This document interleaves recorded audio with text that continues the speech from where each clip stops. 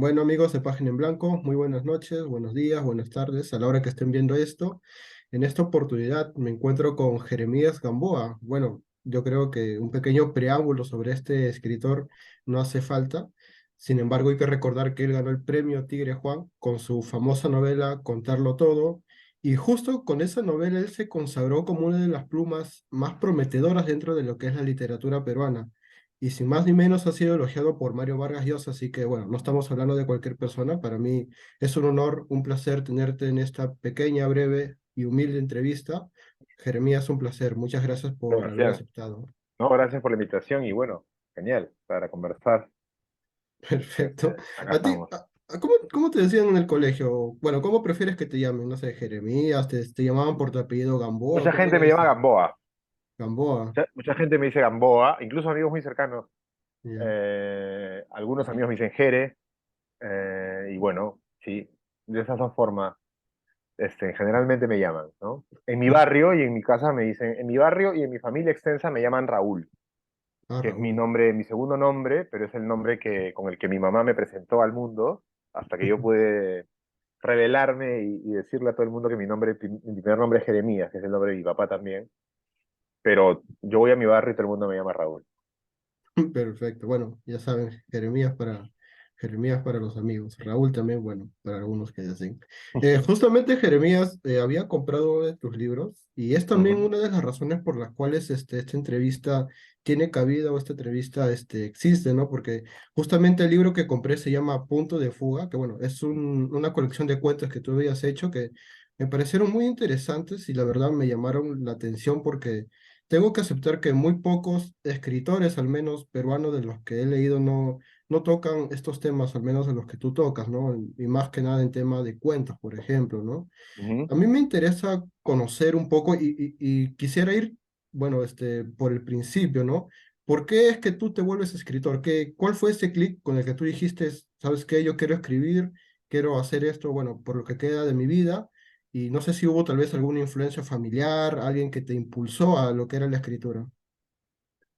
Propiamente la escritura no, mi padre leía, tenía una biblioteca, un lector, un personaje fascinante, mi padre, una persona que estudió escuela rural, ayacuchano, andino, vino a Lima, eh, estuvo solo en tanto era un provinciano en Lima y empezó a leer literatura, novelas, Scorza, Argueda, Vargas Llosa, y había una pequeña biblioteca en mi casa, ¿no? Entonces, pero la primera influencia probablemente fue mi hermana, mi segunda hermana, que era muy lectora y también escribía, que ahora es médico, y yo revisaba a veces sus escritos en diarios, entradas, pensamientos, prosas. Eh, pero digamos que, como mi papá, que estuvo solo en una época, a mí me pasó lo mismo cuando entré a la Universidad de Lima, y venía de un colegio nacional, de un barrio, digamos, obrero, de empleados, en San Luis, y me sentí solo, muy solo. Y sentí que no entendía el mundo. Creo que esas son condiciones bien importantes para que la vocación literaria se frague. Por un lado, la soledad, y por otro lado el desconcierto. Entonces tienes muchas dudas, no sabes en qué mundo estás, era un mundo para mí diferente, con reglas que no entendí, era como ir a otro planeta. Solo era cruzar la avenida Jaime Prado, pero era verdaderamente un mundo. Y creo que ahí descubrí un poco el otro lado de la sociedad peruana y ahí empecé a leer. Ahí empecé a leer libros y me encantaba leerlos, me sentía acompañado de los personajes hasta que me parece que el libro que... Hubo dos libros, uno de ellos fue Pedro Páramo, que fue el primer libro que yo leí pensando más que qué loco este mundo, que me parecía, es qué paja escribir esto, qué paja hacer esto, cómo se hace esto, ¿no? Y La Casa Verde estuvo muy cerca también en ese momento, y luego fue El pez en el agua, que fue el libro que me hizo, el libro de Memorias de Vargas Llosa, que fue el libro que a mí me dijo, mira, es posible, ¿qué tal si lo intentas, no? Así que tomé esa vocación literaria que mi hermana había manifestado tempranamente y terminé siendo yo el que escribía. No, no, mi familia no esperaba eso, nadie esperaba eso en realidad de mí, ni yo mismo, la verdad. Quería hacer estrella de rock, tenía una banda de rock, de dark, pero no hubiera imaginado que iba a terminar siendo escritor, ¿no?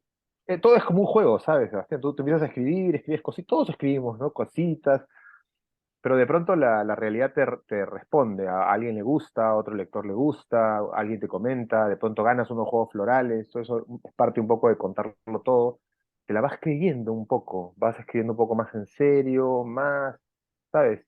Y bueno, finalmente ocurre que yo escribo los cuentos, estudio literatura en un posgrado y finalmente pues este manuscrito llega a Vargas Llosa. Todo eso va volviendo más serio el juego, ¿no? Pero es una cosa muy gradual y creo que es la mejor forma además de entrar al asunto, ¿no?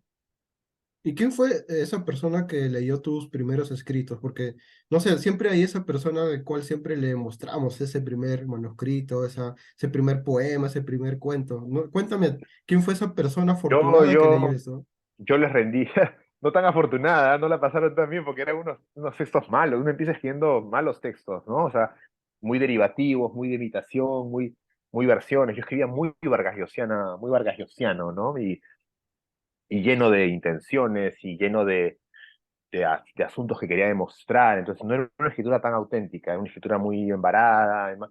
Y los primeros lectores de mis textos, que tuvieron no sé, la mala fortuna de leerlos, pero fue muy Ujú. bacán, fueron mis amigos de la universidad, ¿no? Que luego yo les rendí un homenaje en contarlo todo, ¿no?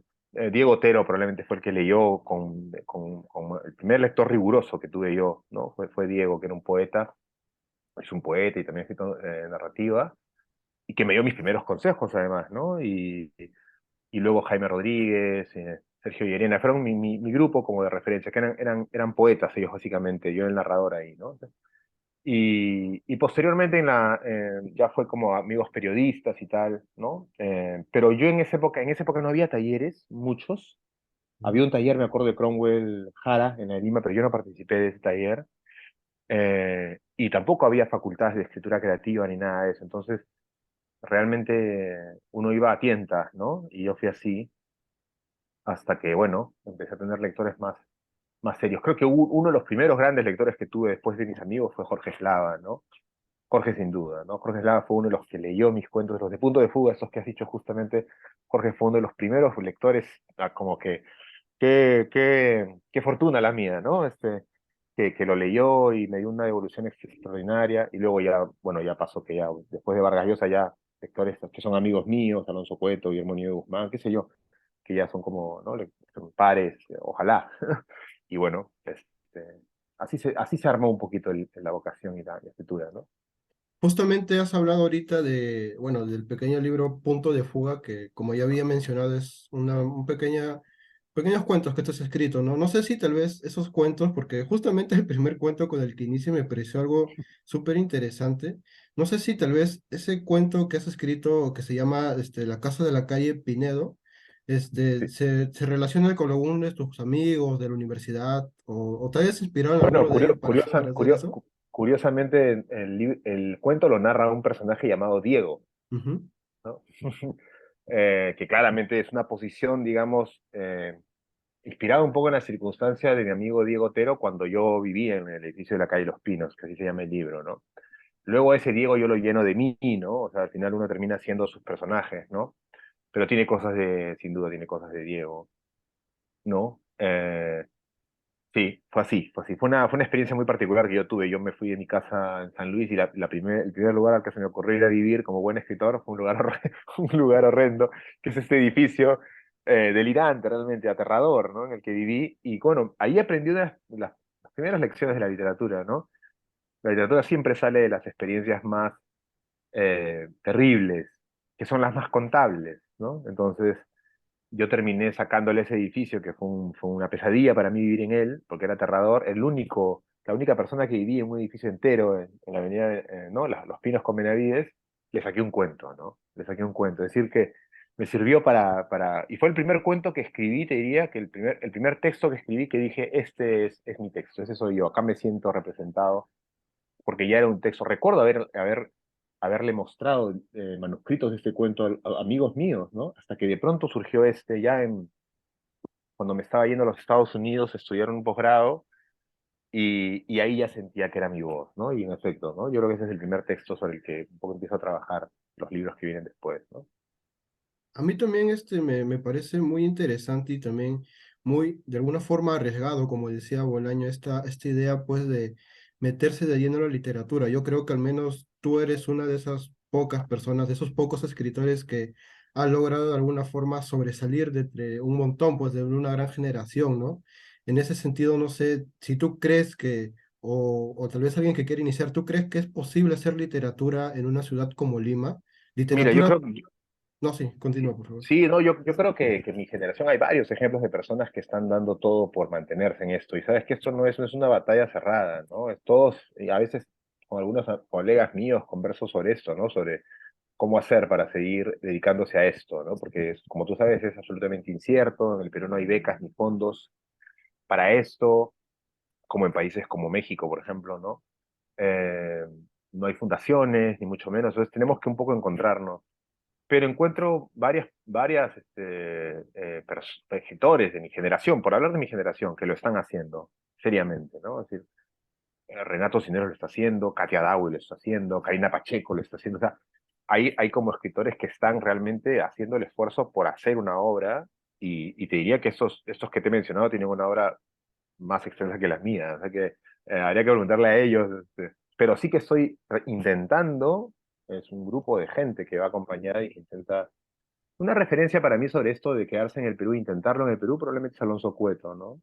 Es un ejemplo de un modelo de persona que se viene al Perú y se queda en el Perú y intenta escribir, escribe, publica y busca formas también de vivir de la literatura, ¿no? Porque enseñando y tal, que es algo que yo hago, yo vivo de los talleres y también algunos trabajos que tienen relacionados, te diría casi todos a la literatura, ¿no? O sea Claro. que sí hay muchos ejemplos. Yo creo que hay como nunca, ¿no? O sea, tú ves Gabriela Wiener, en fin, un montón de ejemplos, ¿no? de mi generación, ¿no? Creo yo, Santiago Roncaliolo, gente que está escrita, que está realmente allí, ¿no? Que está produciendo constantemente y que se está sosteniendo, que es lo más valioso finalmente, ¿no? Entonces, ahí tú te das cuenta que sí es posible, pero es un camino complicado, ¿no? Es un camino incierto, pero las artes son inciertas, ¿no? Es parte también de la cosita que le da un vértigo, ¿no? Al trabajo, ¿no? Tú también tuviste un gran paso por el periodismo, ¿verdad? Pasaste Yo, por revistas importantes del Perú. yo he hecho de todo, ¿no? Y de todo tratando de encajarlo con la literatura y de todo saqué algo, ¿ah? Una época de periodista en el comercio, un buen tiempo, en Caretas al principio, después he hecho mucha prensa institucional, trabajé en el INC una época, luego en Etiquetas Negras, luego he enseñado en universidades, luego he manejado mis talleres.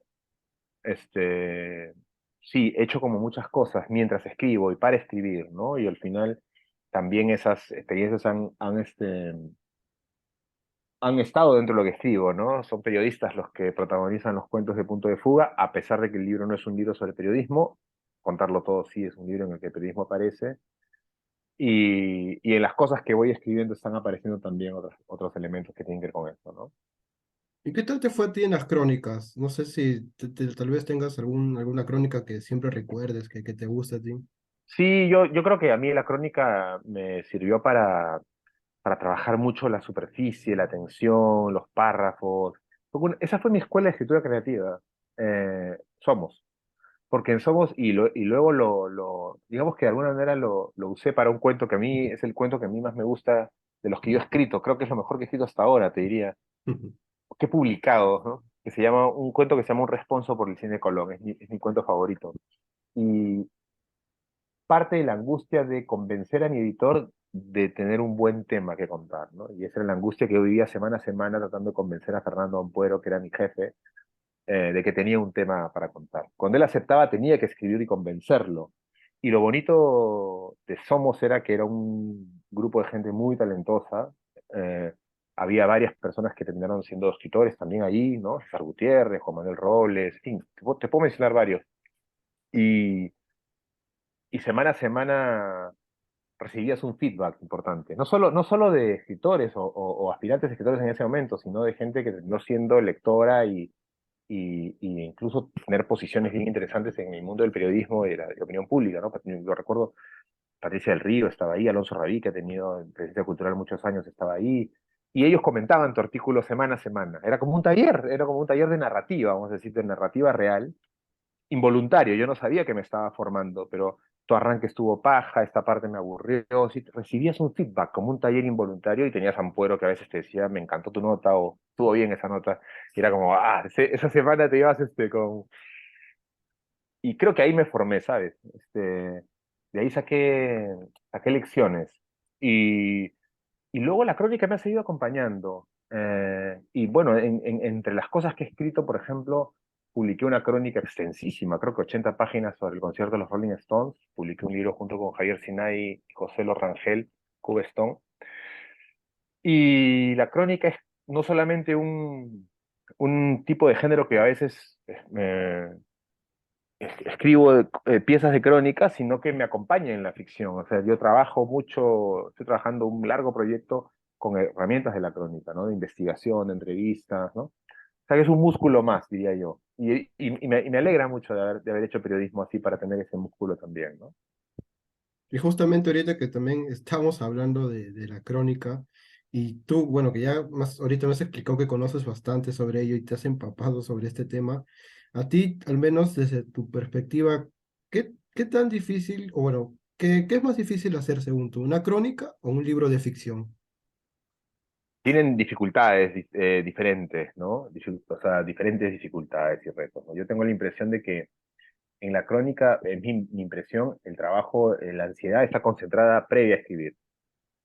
Salvo que sea Joseph Zárate, que eres casi como un perfeccionista extremo, ahí debe ser terrible trabajar a ese nivel de precisión. Pero en mi experiencia, la, digamos que develar la historia, ¿no? Reconstruirla es lo más difícil.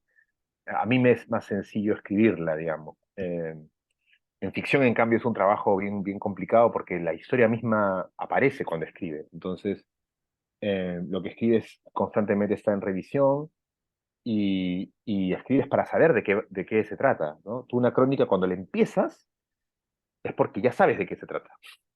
Has visto el personaje o el evento que quieres cronicar, cuando agarras el arranque y funciones que ya lo sabes, ¿no? En ficción el arranque es un propiciador para algo que no conoces, ¿no? Entonces, a veces incluso te pasa que empiezas a escribir un texto, me ha pasado a mí, y que pensabas que era un cuento, en un punto de fuga tuve la suerte que todos se convirtieron en cuentos, pero a veces arrancas uno y no es un cuento, y termina siendo una novela. Me pasó con Animales Luminosos, la última novela que publiqué, que empezó como un cuento. Y me pasa con un texto que estoy escribiendo ahora, voy años tratando de cerrarlo, un texto muy, muy extenso que empezó como un cuento. Sabía que era un cuento largo, y ha terminado siendo una novela muy larga, ¿no? Creo que solo contarlo todo, pensé, esto es una novela desde el arranque, pero luego la ficción tiene el nivel de incertidumbre es altísimo. Y en la crónica, más bien, el nivel de responsabilidad con los otros, con la verdad, ¿no? Con las fuentes, conseguir la fuente que realmente te pueda dar la escena que necesitas, es un nivel de ansiedad muy alto, pero de otro tipo, ¿no? Diría yo. Entonces, no podría decirte que es más difícil. Es tan complicado como decir que es más difícil un cuento o una novela. Tienen complicaciones distintas también, ¿no? Son diferentes niveles de trabajo y laboriosidad y complejidad, ¿no? Y ahorita también acabas de mencionar el tema de este último libro que estás escribiendo, ¿no? Cuéntanos, ¿qué tal? ¿Algún preámbulo que quieras hacer algo sobre esto? ¿Qué nos Es una esperan los locura. lectores? No estoy seguro si lo terminaré además, ¿no? O sea, está ahí en un proceso, voy ahí trabajando, ya es un material finito. Estoy en lo mismo, ¿no? Yo trabajo, me voy dando cuenta mientras los libros vayan saliendo que hay algunos temas que recurren, ¿no? En mi trabajo, ¿no? Entonces, la diferencia es uno de ellos, ¿no? La diferencia social es un tema que está constantemente ahí. La educación es un tema que es constante en mi trabajo, ¿no? O los espacios de educación o la educación. Y últimamente, en Punto de Fuga no aparece esto, pero aunque de una forma muy velada, pero mucho más después es la cuestión racial, ¿no? Creo que el nudo colonial. Así que estoy escribiendo una novela hace un tiempo ya que yo creo que encara esos asuntos de manera mucho más directa, ¿no? O sea, Punto de Fuga es un libro de cuentos de jóvenes, periodistas, la noche, contarlo todo, ya aprovecho un material biográfico más grande desde la universidad en adelante y ahora estoy trabajando material previo, ¿no? O sea, más difícil de decir también creo yo. A veces uno se para sobre los libros anteriores para poder decir esas cosas que son más dolorosas, que son más difíciles de formular, que son más complejas, creo yo. Y ahí está, ya te digo, ya nos vamos a la infancia, a la adolescencia, a la escuela pública, y las primeras entradas ya a los orígenes, ayacuchanos de mi familia. Hay un tema muy poderoso en mi biografía que tiene que ver con la educación como como la herramienta para justamente vencer la diferencia, ¿no? Creo que mi vida ha estado muy organizada a partir de ahí, de la desventaja, de una posición eh, que es la de casi todo el mundo en el Perú, una escuela pública, eh, herramientas muy débiles para poder enfrentar el mundo y, y la educación como la única forma o una de las pocas formas de revertir esa diferencia, ¿no? Y el dolor que te genera esa diferencia y todo el asunto. Así que nada, estoy en eso. No sé si algún día cierre el libro y cierre esa etapa, porque también pienso que ese libro me está cerrando ya quizás la etapa de hablar de eso y pasar a otras cosas, porque el tiempo pasa y yo soy padre y uno va envejeciendo, en fin, aparecen otros temas, ¿sabes? Van apareciendo. Estás como en una especie de lucha contra el paso del tiempo, porque quieres cerrar algunos libros, pero el tiempo pasa y bueno, ahí estamos, ¿no? En tu caso, bueno, y también en tu biblioteca, ¿cuáles serían esos autores de cabecera que nunca pueden faltar o que tal vez los has releído varias veces? Mira, los tengo clarísimos, ¿no? Yo creo que el primero que muy importante para mí fue claramente Vargas Llosa, creo que para muchos escritores peruanos. Y luego, en orden de aparición, Philip Roth, yo creo que ahí empecé a ver la cuestión étnica, la relación entre el gueto y el temor al mundo exterior, todo el aspecto de la represión y la diferencia aparece en Roth. Luego Naipaul me enloquece un tiempo, ¿no? Es un autor que me interesa mucho, que trabaja mucho el asunto colonial ya, el tema racial. Naipaul va a Oxford a estudiar. Obviamente yo me fui a la de Lima, no fue igual, pero que las novelas de Naipaul me tocaron. Y un tiempo estuve muy pegado con Toni Morrison. Creo que, que es una escritora afroamericana, que se siente voz de una cantidad de millones de afroamericanos que tienen una historia y que han pasado por ella, por una memoria inconsciente. Eh, Han sido como autores bien importantes. Últimamente estoy leyendo mucho Carrer, mucho Modiano, mucho Annie Ernaux, y veo que todos los caminos conducen a Proust, al que no he leído aún. Pero todo indica, todo me dice, porque a Neighbor lo llaman el Proust de no sé cuánto, a Ernaux le llaman la Proust de, te digo, bueno, parece que todos los caminos conducen a Proust, así que en algún Ujú. momento me tengo que sentar a leerme En busca del tiempo perdido, ¿no? Porque creo que por ahí viene. Curioso, cuando yo leí Contarlo Todo, o sea, cuando leí, digo, cuando publiqué Contarlo Todo, apareció una crítica de Ricardo González Vigil en que hablaba de Proust con mucha claridad. Yo no había leído Proust. Así que bueno, a veces esas críticas también son muy valiosas porque te ponen ahí los autores que debes leer. Y estoy leyendo mucho literatura escrita por mujeres, ¿no? La estoy enseñando además, ¿no? Enríquez, Cabezón Cámara, Schweblin, eh, Luiselli. Estoy leyendo y aprendiendo mucho de estas escritoras que son de mi edad, un poco menores, ¿sabes? Y también y de mis cercanos, de Ariela Wiener, yo estoy como siempre tratando de sacar cosas para mi trabajo, ¿no? ¿Algún momento has pensado tal vez en publicar un libro de crónicas, algo que se asemeje un poco más al tema periodístico? Y tengo dos proyectitos ahí, siempre los acaricio. Este, y el texto que escribí sobre Rolling Stones, que fue un texto en el que yo hablé de Rolling Stones y mi infancia me hizo pensar en las músicas que se apoderaron de partes de mi vida, ¿no? Los Prisioneros, Susana Baca, Caetano Veloso. Pensé en una especie de crónicas musicales biográficas, ¿no? Ahí está, ahí está. Y, y también he pensado en escribir alguna vez crónicas sobre estos autores de los que te he hablado, precisamente, estos cuatro primeros, ¿no? Que son como sería bacán escribir. Hay unos libros fascinantes de Teyu Cole, que es un autor eh, afroamericano, nigeriano, pero él viaja a los sitios de los sectores que le gustan, los ensaya, reportea, no es una maravilla. Cuando lo he leído he dicho, pucha, me encantaría hacer una cosa parecida, ¿no? Tengo proyectos ahí que me encantaría, porque las crónicas me parece un sitio maravilloso para estar, sí, con una ansiedad diferente a la de la ficción, ¿no? Bueno, la siguiente pregunta que tengo, no sé si ya la habrá respondido, me parece que sí, vamos a ver. Aparte de la literatura, no sé si tú tal vez tengas otras pasiones, otras cosas que ames. Sí, he descubierto algo muy importante en los últimos años, gracias a verte, si es que no se publica, no importa, ya esta novela me lo enseñó, esta novela muy extensa me ha demostrado a mí que tengo una vocación muy grande por la docencia. Eh, He descubierto que mi segunda vocación probablemente es la de ser profesor. Me encanta ser profesor, me encanta enseñar, me encanta preparar clases, me encanta aprender de mis propias clases con mis estudiantes que son de diferentes edades, leyendo novelas, me encanta aprender las cosas que ellos dicen. He descubierto y he descubierto aparte los hitos de mi vida que me hicieron ver que yo era un profesor en potencia, ¿no? O sea, que realmente pondría al periodismo en tercer lugar, le daría medalla de bronce. Creo que la plata se la lleva la docencia y el oro, obviamente, la literatura, ¿no? O sea, creo que mi gran vocación es leer, me he dado cuenta ahora, ¿no? Mi gran vocación es leer. Y creo que la escritura es una consecuencia de disfrutar la lectura, ¿no? Esa es una primera. Luego la docencia me encanta realmente. Enseñar me gusta mucho y bueno, luego el periodismo, ¿no? Son como mis tres grandes pasiones, ¿no? ¿Algún consejo que tengas para alguien, para un joven escritor que esté iniciándose en el mundo de la literatura, como yo, por ejemplo?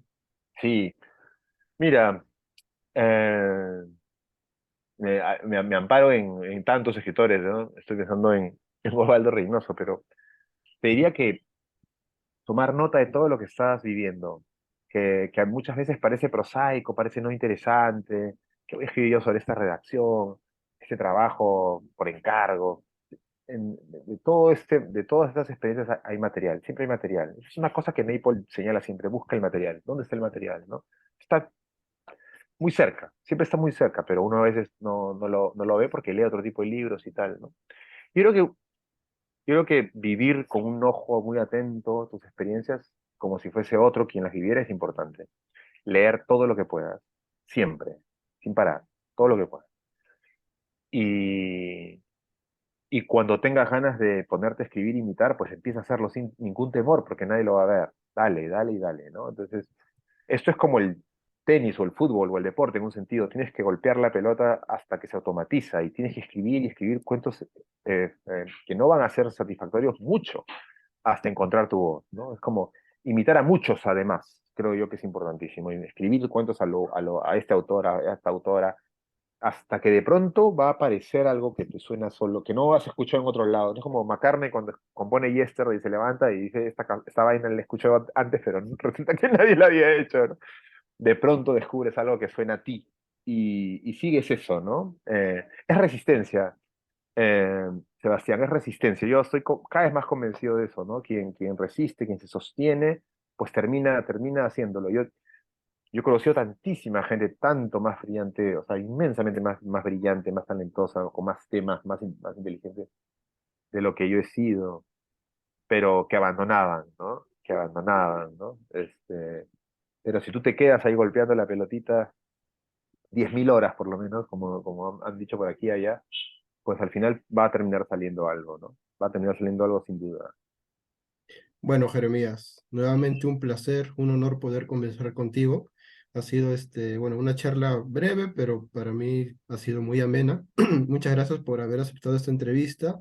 Y nada, será para otra oportunidad. Muchas gracias, Jeremías. Y bueno, Perfecto. para las personas que estén viendo esto, les recomiendo bastante este libro, Punto Sí, de Fuga. Y también, bacán. obviamente, Dinero. Contarlo Todo, que me parece un libro maravilloso de Jeremías. Unas Ok. últimas palabras, tal vez, Jeremías. No, gracias por la invitación y bueno, espero que conversemos pronto de lo que vuelva a salir o lo que salga en el futuro, ¿no? Perfecto, Jeremías. Un Muy bien, placer y nada, cuídate. Gracias. gracias. Hasta luego.